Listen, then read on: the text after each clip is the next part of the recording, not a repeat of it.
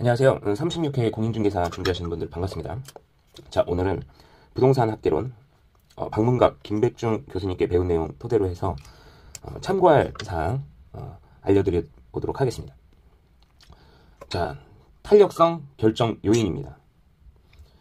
이게 굉장히 많아서 이걸 세부적인 내용을 다 파악하면 문제를 풀기가 좀 어려울 것 같은데요. 김백중 교수님의 암코가 있습니다. 암코. 이 암기 코드를 가지고 하면 좀 문제 풀기가 수월할 것 같습니다. 자, 먼저 암기 코드를 알려드려 볼게요. 탄력적인 대장 주세요. 자, 비탄은 아시죠? 비탄력적, 비는 이렇게 수직이고요. 탄은 이렇게 수평입니다. 그래서 탄력적이다, 비탄력적이다, 이런 문제가 나오죠. 그래서 탄력적인 이제 수평인 거죠.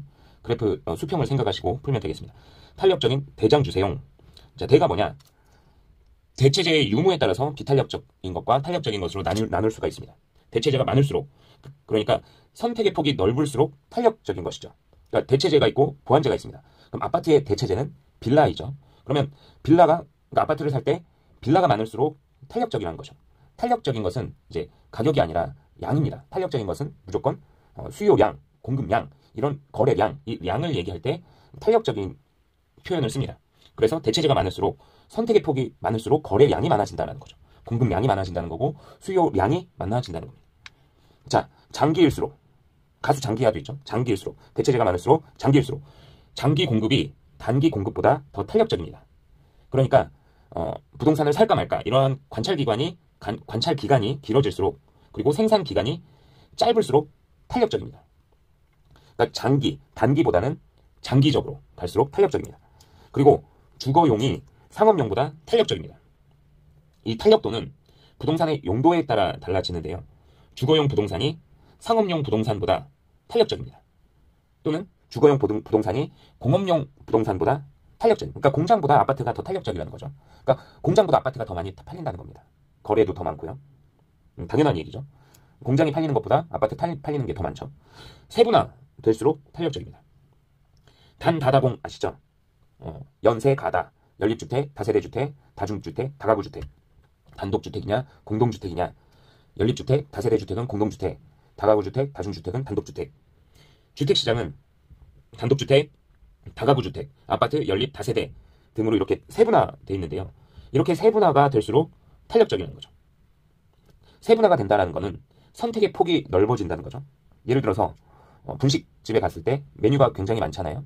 그러면 그 굉장히 많은 메뉴들 중에서 선택할 수 있는 폭이 넓어지니까 탄력적이라는 거죠. 자, 용도가 비슷한 이야기인데요. 용도가 다양할수록 탄력적입니다. 이것도 위에 세분화될수록이랑 비슷한 얘기입니다. 용도가 다양할수록, 용도 전환이 용이할수록 선택의 폭이 넓어지니까 탄력적이 됩니다. 예를 들어서 건축 인허가가 어렵거나 개발 행위 기준이 강화되거나 토지 이용 규제가 강화되면 용도의 다양성을 제약할 수가 있죠. 그렇기 때문에 그건 비탄력적이 되는 겁니다. 비탄력적이 되는 거죠. 거꾸로 반대로 건축 인허가가 쉬워지고 개발 행위 기준이 약화되고 완화되고 토지 이용 규제가 완화되면 용도가 다양해지겠죠. 그러면 탄력적이 되는 것이죠. 탄력적. 자, 그래서 탄력적인 대장 주세용. 자, 이 내용을 토대로 해서 이 암기 코드만 외우려고 하면 문제를 풀 수가 없어요. 헷갈립니다. 이 장이 무엇인지, 대는 무엇인지, 주가 뭔지 이게 헷갈리거든요. 그렇기 때문에 탄력적인 대장 주세용, 이 암기 코드만 외우는 게 아니라 여기에 들어가는 이 내용을 생각하시면서 외워야 합니다. 자, 그런 의미에서 문제를 풀어보겠습니다.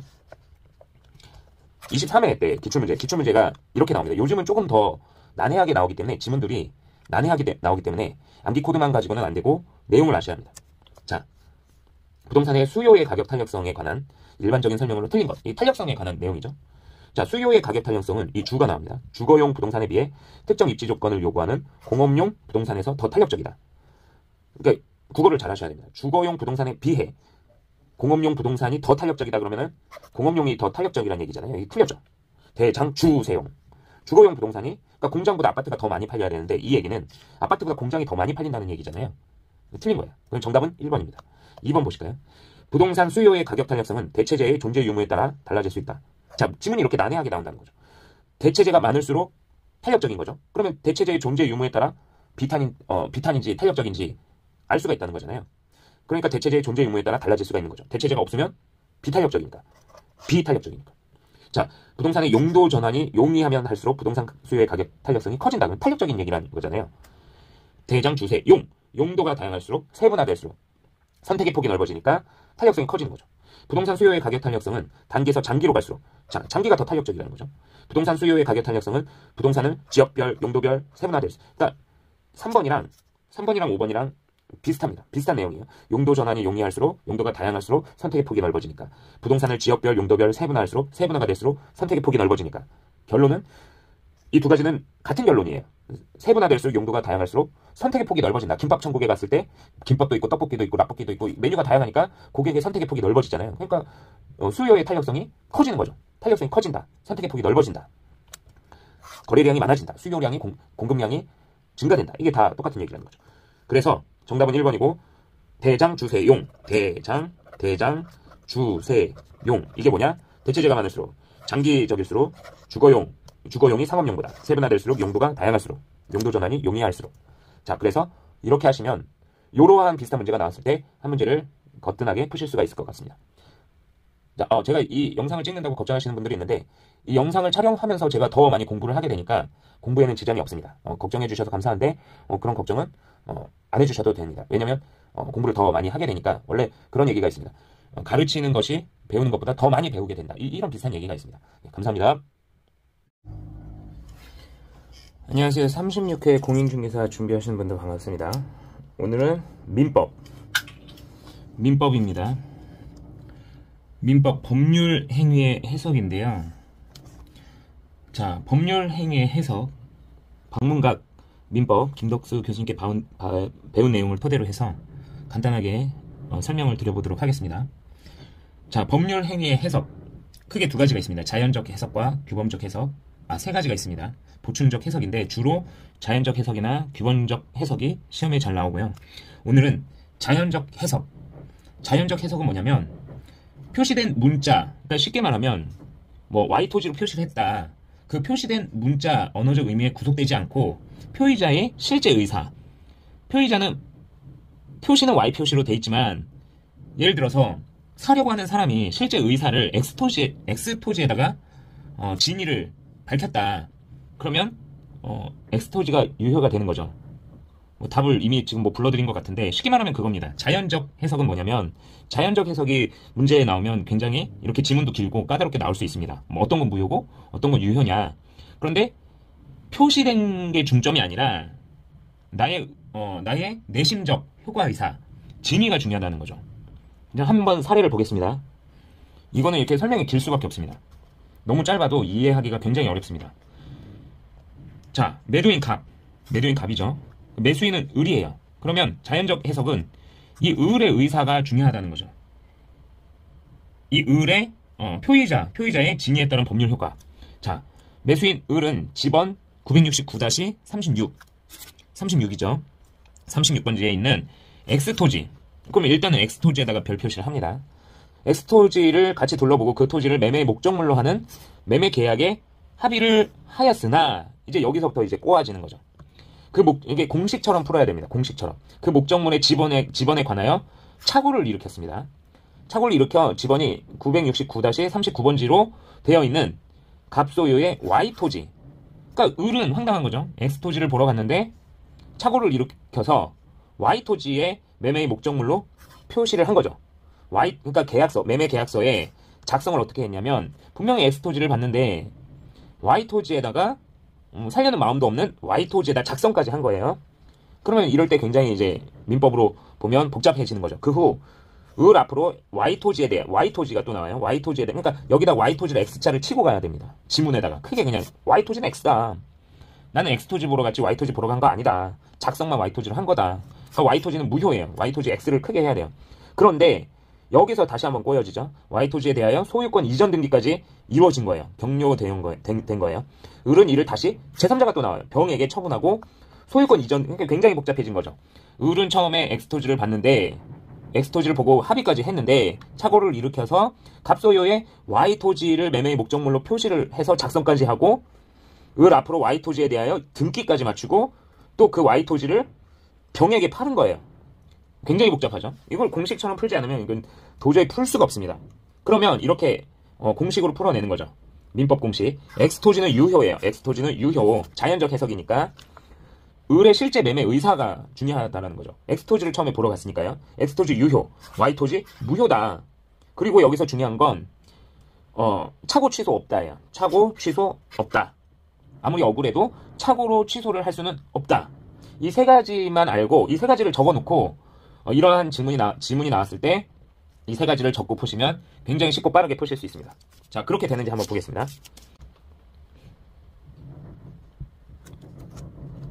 자, 법률 행위 해석이에요. 자연적 해석이고요. 그러면은 공식을 한번 여기다 적어 보는 거죠. 엑스토지, 여기 엑스토지가 나오니까 엑스토지를 매매 목적물로 하기로 약정했으니까 여기서 자연적 해석으로 하면 엑스토지가 유효인 거예요. 엑스토지 유효. 엑스토지 유효. 그럼 차고를 일으켰다. 똑같죠? 굉장히 비슷한 지문이에요. Y토지, Y토지의 지번을 표시하고 Y토지에 대해서 등기까지 격려됐어요. 그래도 Y토지는 무효예요. 등기, 격려, 이게 중요한 게 아니라 Y토지는 무효다라는 게 중요한 거죠. X토지 유효, Y토지에다가 X를 이렇게 치고 문제를 푸는 거죠.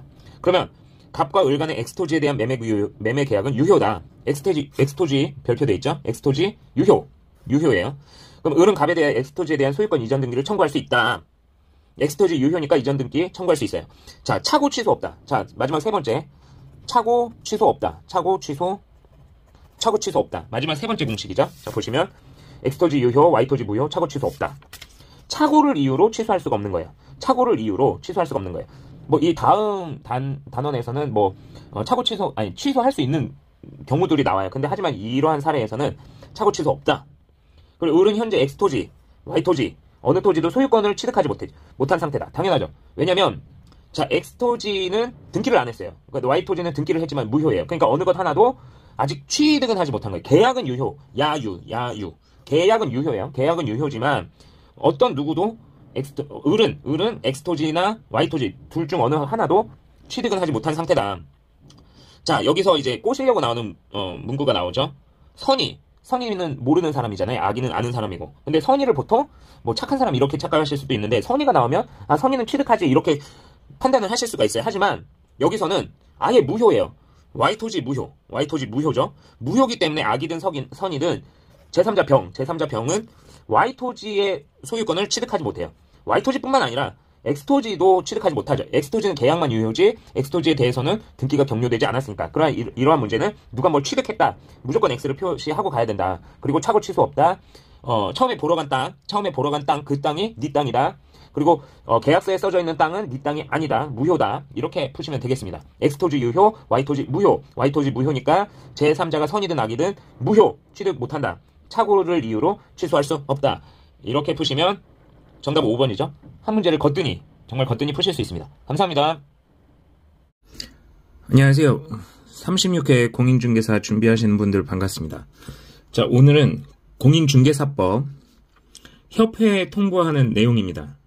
등록관청은 매월 이 6가지 사항을 다음 달 10일까지 공인중개사 협회에 통보해야 됩니다. 내용이 좀 많아서 암기 코드가 있어야 되는데요. 자, 이거는 이제 제가 만든 암기 코드입니다. 자, 중개사무소 등록증을 교부한 때, 그리고 중개사무소 이전 신고를 받은 때, 분사무소 설치 신고를 받은 때, 고용신고, 고용관계 종료 신고를 받은 때, 휴업신고, 폐업신고, 휴업기간 변경신고, 중개업의 재개신고를 받은 때, 등록 취소 또는 업무정지 처분을 한 때, 이걸 그냥 다 외우려고 하면 잘 외워지지 않아서, 자, 중요한 거에다가만 동그라미를 쳐서 외우는 겁니다. 교, 이, 설, 종, 휴, 폐, 변, 취, 정. 교이설종, 휴폐변, 취정. 앞 글자를 따기보다는 이제 중요한 거에다가 키포인트를 두고 외우는 거죠. 그러면 교이설종, 휴폐변, 취종.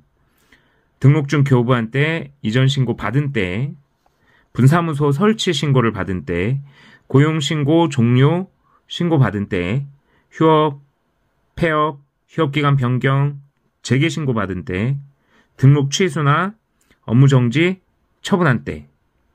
자, 이렇게 하고 이제 문제가 풀어지는지 한번 보겠습니다. 공인중개사 법령상 중개사무소의 개설 등록에 관한 설명으로 틀린 것. 법인이 중개사무소를 개설 등록하기 위해서는 상법상 회사 또는 협동조합 기본법상 협동조합으로서 자본금 5천만 원 이상이어야 한다. 맞는 얘기죠.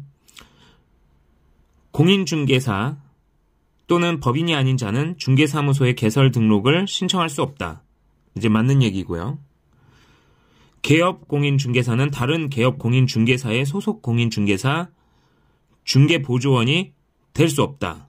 맞는 얘기죠. 안 그러면 이중 소속이니까요. 이중 소속은 임등치 1-1입니다. 폐업 신고 후 1년 이내 중개사무소의 개설 등록을 다시 신청하려는 공인중개사는 실무 교육을 받지 않아도 된다. 1년 이내니까 맞는 얘기죠. 1년 이내에 개설 등록을, 그러니까 폐업하고 1년 이내에 개설 등록을 다시 신청하려면 실무 교육을 받지 않아도 됩니다. 등록관청이 중개사무소 등록증을 교부한 때에는 이 사실을 다음 달 10일까지 국장에게 통보해야 된다. 국토교통부 장관에게 통보해야 된다. 신고하는 건 맞는데 국장이 아니라 장관이 아니라 협회에 다음 달 10일까지 통보하는 겁니다. 교의 설중, 휴폐 변치, 중개사무소 등록증을 교부한 때 중개사무소 이전 신고, 분사무소 설치 신고, 고용 신고 및 고용관계 종료 신고, 휴업 폐업, 재개 변경 신고 받은 때, 등록 취소 또는 업무정지 처분한 때, 그럴 때 다음 달 10일까지 등록관청이 신고하는 겁니다. 등록관청이 다음 달 10일까지 국토교통부 장관이 아니라 공인중개사 협회에 통보합니다. 예, 감사합니다. 예, 안녕하세요. 36회 공인중개사 준비하시는 분들 반갑습니다. 오늘은 공법입니다. 자, 도시군 기본계획에 관련된 내용인데요. 국가계획과 관련된 거다. 그러면 모두 국토교통부 장관이 지정합니다. 국가계획과 관련된 건 모두 국토교통부 장관이 나와야 합니다. 국가계획은 중앙, 기본, 관리, 그러니까 중앙도시계획, 기본 도시군 기본계획, 도시군 관리계획, 그런데 광역시 군은 제외입니다. 시험 문제에는 이 광역시 군이 포함된 걸로 나오죠. 하지만 국가계획은 중앙, 기본, 관리, 이 키워드를 외우시면 되겠습니다. 하지만 국가계획으로 설치하는 광역시설은 법인이 설치, 관리할 수 있습니다. 자, 그리고 국가계획이 제일 먼저고 그 다음에 광역시 계획이 두 번째입니다. 국광, 그 다음에 도시군 기본계획이 그 다음이고 마지막이 도시군 관리계획입니다. 그러니까 세부적인 것, 그러니까 정비하고 개발하고 뭐 개량하고 뭐 설치하고 이런 거는 도시군 관리 계획이고 전체적인 틀을 잡는 건 기본 계획이다. 그리고 그 위에 형님은 광역이다. 그리고 그 위에 형님은 국가다. 그래서 국가, 광역, 기본, 관리 이 순서입니다. 이 순서이고요. 이것도 시험에 나오죠. 그래서 광역시와 기본이 있을 때 누가 먼저냐? 그럼 광역이 먼저라 이거죠. 그러면 기본하고 관리가 있을 땐 기본이 먼저고 국가가 제일 위에입니다. 그러니까 국가는 법인이라고 보시면 됩니다. 큰 회사, 삼성 같은 그런 큰 회사라고 보시면 되고 국가는 국장이다. 근데 국가계획으로 설치하는 광역시설은 법인이 설치 관리할 수 있다. 도시군 기본계획을 수립하지 아니할 수 있다. 이것도 시험에 자주 나오는데요. 이거는 키포인트 4개를 다 확인을 하셔야 됩니다.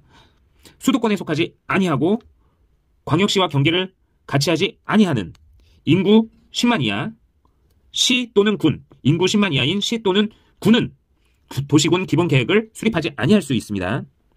그리고 두 번째 키워드는 관할 구역 전부에 대하여 광역도시계획이 수립되어 있는 경우로서 광역도시계획의 도시군 기본계획에서 담을 내용이 모두 포함된 시 또는 군은 도시군 기본계획을 수립하지 아니할 수 있다. 이 두 가지를 아시면 됩니다. 이거는 어떻게 외우냐면 최성진 교수님의 암기 코드로는 내 안에 너 있다. 내 안에 너 있다. 그러니까 전부 모두 전부 관할 구역 전부에 대해서 이제 모두 포함한다. 광역도시계획이 수립되어 있는 경우로서 광역도시계획의 도시군 기본계획에서 담을 내용이 모두 포함된 시 또는 군, 도시군 기본계획을 수립하지 아니할 수 있습니다.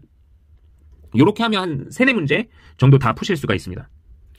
자, 문제를 한번 풀어보겠습니다. 22회 때 기출문제인데요. 국토의 계획 및 이용에 관한 법령상 도시군 기본계획에 관한 설명으로 옳은 것. 자, 특별시장, 광역시장, 특별자치도지사가 수립한 도시군 기본계획의 승인은 국토교통부 장관이 한다. 자, 내가 수립이죠. 내가 수립. 특별시장, 광역시장, 특별자치시장, 특별자치도지사는 국토교통부 장관의 승인을 받지 않고 스스로 확정합니다. 스스로 확정. 자, 하나, 둘, 셋, 넷, 5, 6, 6장. 6장이 스스로 확정을 한다는 거죠. 도시군 기본계획의 내용이 아까 말씀드렸던 국가, 그 다음 형님이 광역, 그 다음 형님이 기본, 그 다음 형님이 관리입니다. 국광, 기, 관. 이 순서죠. 그러니까 제일 막내가 관리예요. 관리 형님이 기본, 기본 형님이 광역, 광역 형님이 국가. 도시군 기본 계획의 내용이 광역도시 계획의 내용과 다를 때 광역도시 계획의 형님이에요. 광역도시 계획의 내용이 우선합니다. 그래서 정답은 2번이죠. 아, 그리고 요것도 자주 나옵니다. 무조건 5년이에요. 5년. 재검토 5년, 타당성 5년, 재검토 5년. 시장 또는 군수는 10년이 아니라 5년입니다. 5년마다 관할 구역의 도시군 기본 계획에 대하여 그 타당성 여부를 전반적으로 재검토 정비하여야 한다.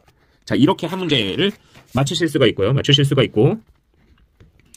자, 국토의 계획 및 이용에 관한 법령상 도시군 기본 계획에 관한 설명으로 옳은 거. 자, 옳은 겁니다. 3번을 한번 보겠습니다.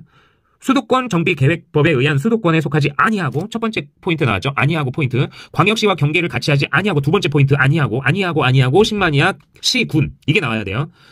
수도권 정비계획법에 의한 수도권에 속하지 아니하고 광역시와 경계를 같이 하지 아니한 인구 7만 명은 10만 이하예요. 인구 7만 명의 군은 도시 군 기본 계획을 수립하지 아니할 수 있다. 시점군도 나왔어요. 아니하고 10만 이하 시점군.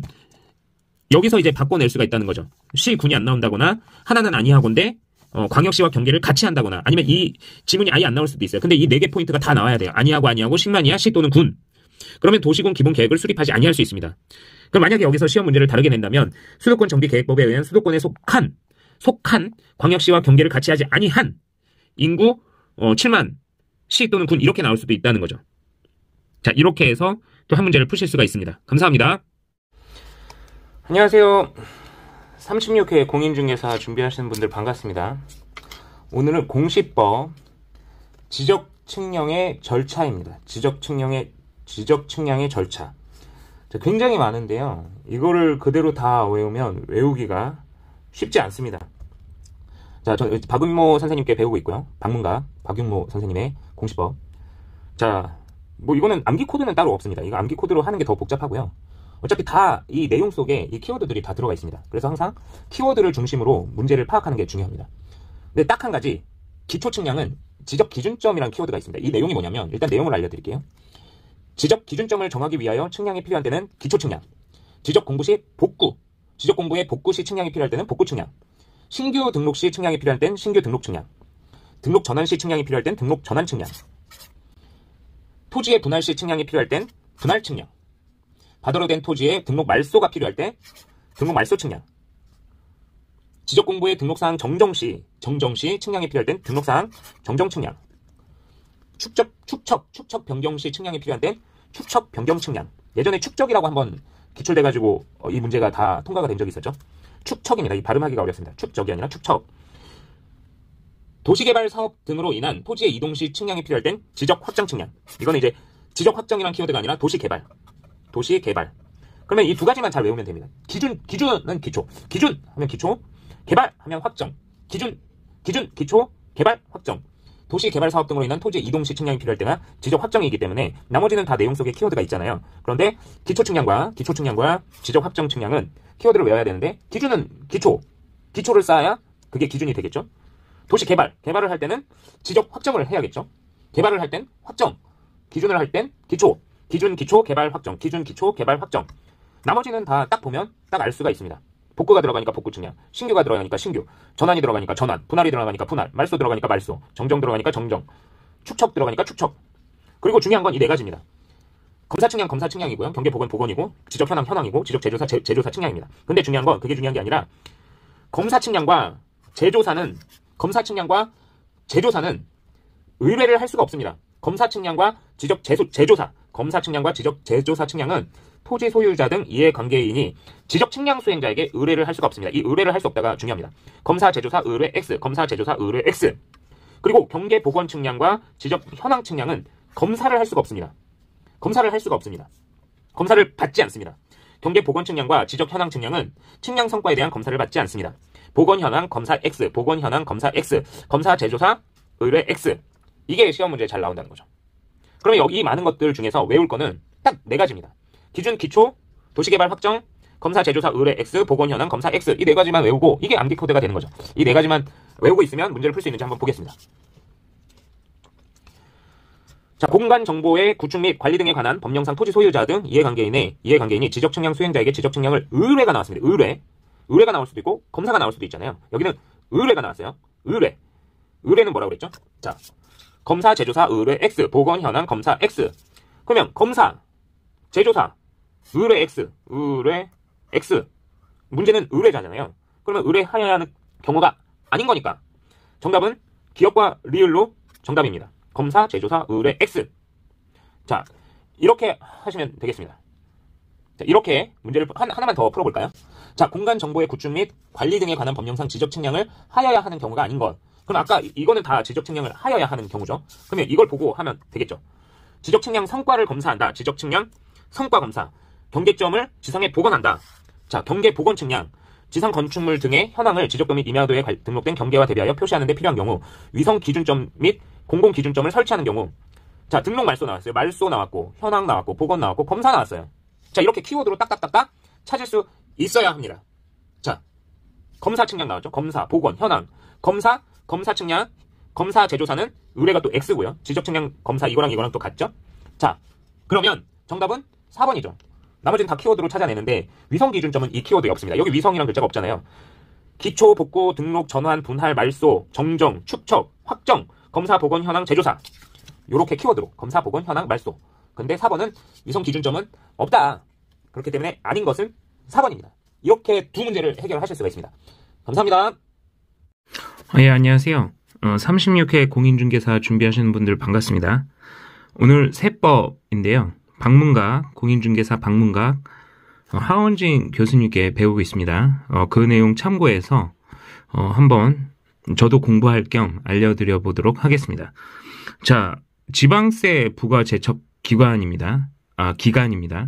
지방세 부과 제척 기간.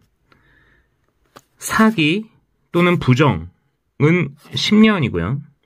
무신고 중에서 상속, 증여, 명의신탁, 과점주주는 10년입니다.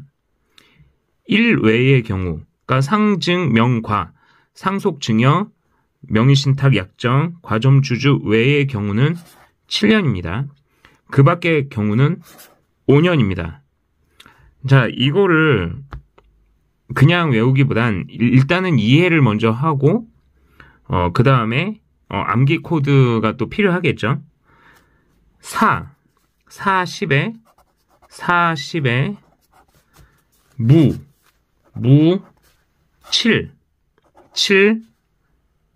5 40에 무치로 40에 무치로 사기부정 10년, 무신고는 7년, 그 밖엔 5년.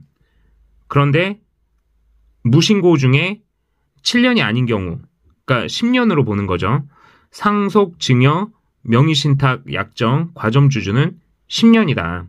40에 무치로, 상증명과는 10년, 무신고에서 상증명과는 10년, 상속, 증여, 명의신탁, 과점주주는 10년.